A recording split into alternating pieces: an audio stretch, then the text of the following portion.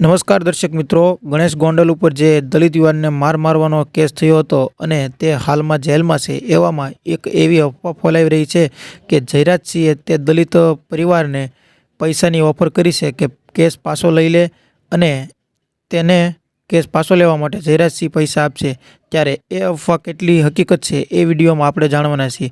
ત્યારે એક press conference યોજાઈ હતી અને તેમાં જયરાજસિંહને રિપોર્ટર દ્વારા પ્રશ્ન પૂછવામાં આવ્યો હતો કે શું તેઓએ ખરેખર પૈસાની ઓફર કરી છે કે નહીં। તેવામાં જયરાજસિંહે ચોખ્ખી ના પાડી દીધી હતી કે તેઓએ કોઈ પૈસાની ઓફર કરી નથી। તો ચાલો એ વિડીયો ક્લિપ જોઈએ અને તમે ચેનલને સબસ્ક્રાઈબ ના કરી હોય તો ચેનલને સબસ્ક્રાઈબ કરી દેજો, જેથી તમને આ ઘટના વિશે દરેક માહિતી સૌથી પહેલાં મળતી રહે।